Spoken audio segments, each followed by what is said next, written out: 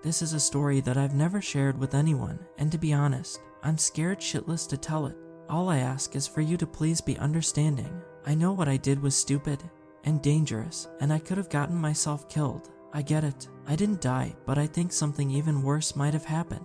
I'm sure I don't have to tell you that the internet can be a profoundly creepy and messed up place, but when I was growing up it was still a relatively novel experience. My mom discovered that if she handed me her shiny new iPad, I would immediately stop blabbering about whatever grade 3 drama was going on in my head, and instead would sit silently, perfectly entertained, for hours and hours on end. I was probably one of the first iPad kids, something I feel pretty gross about looking back.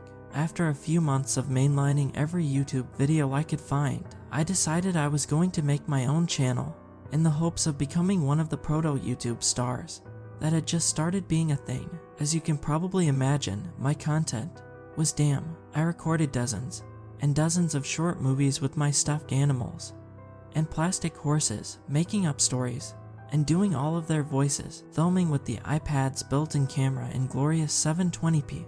Think, barely comprehensible storylines delivered by a girl who very clearly needed a speech therapist. Most of my videos had exactly 1 view on them, or 2 if I showed my mom. Thinking back on it, I don't think she realized I was actually sharing stuff publicly on the internet, because she never responded with anything more than mild amusement. One of my favorite toys was my Cheer Bear stuffy. It's the pink Care Bear you've probably seen if you ever watched the cartoons. Her whole personality is being cheerful, so naturally I'd cast her as the tortured hero who was orphaned, or kidnapped, or left for dead, or whatever wildly dramatic situation my weird little brain could dream up. I started to notice that the videos that I made with Cheer Bear were getting more views than the others. Nothing crazy, but like 5 or 6 huge numbers to me. I'd tirelessly been putting out these 1-view epics for the better part of the school year, so I was really happy to see other people might be watching. Then one night, everything changed. I got my very first subscriber. The user was named CheerBear2007 and had a cute pink hand-drawn bear as the icon. She'd liked a lot of my videos and even added them to her own playlist, Cheer Bear Adventures, which seemed like a collection of videos made by other kids around my age. She'd leave these cute little comments for me, mostly just silly stuff, her saying that she remembered when the stuff in the video happened to her, and how I was so good at making movies. It sounds pathetic, but reading all the stuff she was saying felt like the first ray of sun I'd felt on my skin for months. When I talked to my mom about anything I cared about, she was nice enough, but even as a kid I could feel that her attention really wasn't mine. She was perfectly happy to stick me in front of a screen and live her own life. She talked to me before about why it was so important to learn to be self-sufficient, and I guessed that included being able to make new friends, especially one who seemed just as excited about the things that made me excited. I started writing to Cheer Bear daily, exchanging messages in the comments section of my videos. At first she suggested some new story ideas, then asked me about what other cartoons I like, if I had any siblings. Pretty normal stuff. I mentioned at some point that it was getting cold where I lived, and she wanted to know where that was. I told her the name of the city that I lived in, and wouldn't you know, she lived nearby, less than an hour in fact. And knowing that, she wondered, would I be interested in having my very own private meet and greet with the real Cheer Bear? I know. Again, I asked for your understanding. I was almost 9 then, and my mom had recently started letting me try out a limited test run. As a latchkey kid, I was allowed to walk home after school, let myself in, make myself a snack, and keep myself entertained until she made it home from the office. I wish I could say that I had gone to my mom and told her about the cool new friend I'd made and that she wanted to visit me in real life. Instead, I carefully wrote my address into the comments of my video and added that my mom usually didn't get home till 5.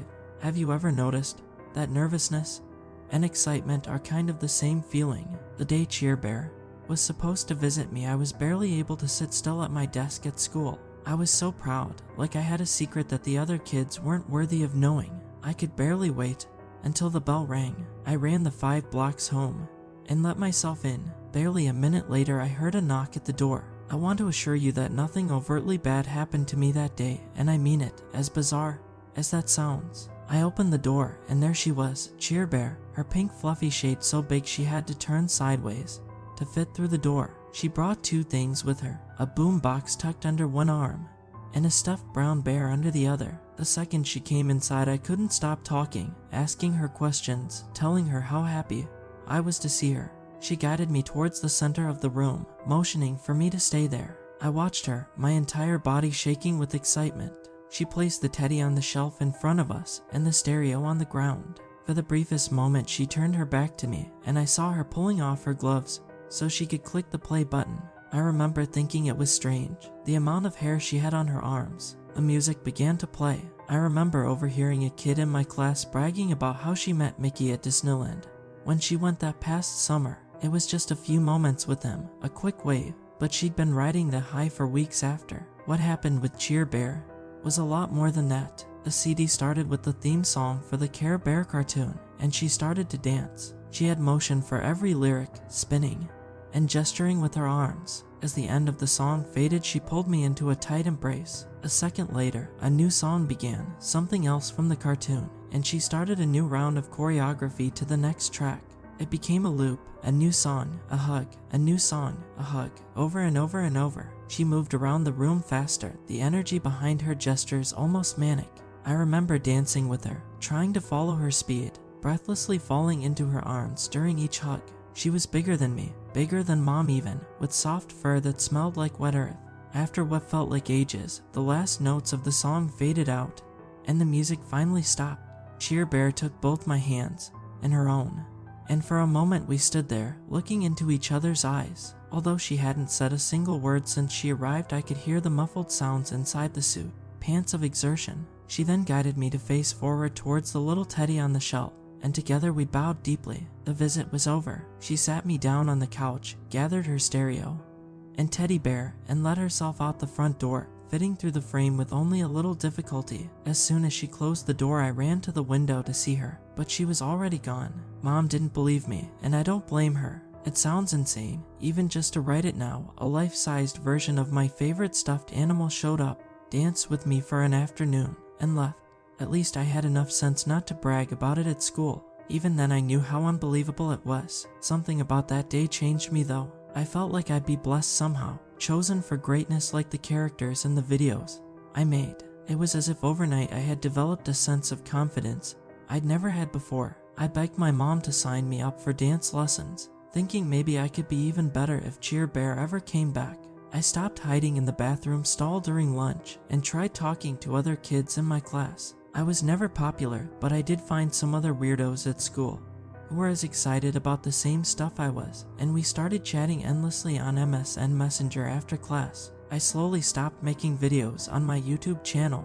For the first time in my life, I had friends to spend time with. I wasn't lonely anymore. By the time the holidays rolled around, the time I'd spent with Cheer Bear seemed more like a dream than reality. I'm sure I would have convinced myself it didn't happen if not for something that happened the week before Christmas. I just walked home from school when I saw something shiny and pink on the front step, a wrapped present addressed to me. I opened it, and to my absolute delight I found a little teddy bear, exactly like the one Cheer Bear had brought with her when we met. Up until tonight, that was the end of my story. This year I started my first year of college, and I'm living in the dorms. Tonight I was spending an uneventful Sunday night alone studying for finals when an email popped up in my inbox. Unknown sender. The message was brief. Is this you? I must be just as stupid as when I was a kid, because I clicked the link.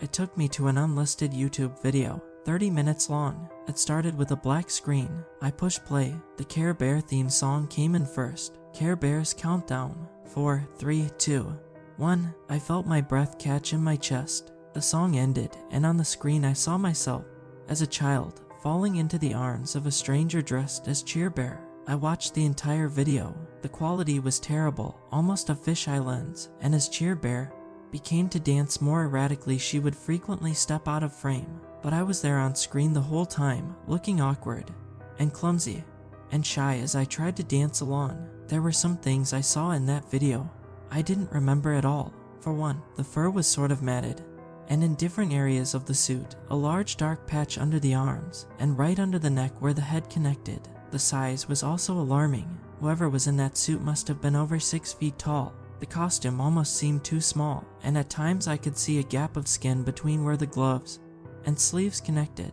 And finally, in the last moment when Cheer Bear knelt over to pick up the camera, I swear I could see a glint of human eyes through the mesh, wide and white, with a pinprick pupil. It's been 3 hours since I received that email, and I honestly don't know what to do, and there's something I can't stop thinking about. Cheer Bear never had a camera with her. When she came into my house, she only had that little brown teddy, the same teddy I got for Christmas that year, the same teddy I'd kept in my bedroom every day after, the same teddy that's currently sitting on my nightstand in my dorm. I'm honestly not sure if I should email this person back, or what will happen if I do. Yes, I'm in that video, but who the hell is in it with me?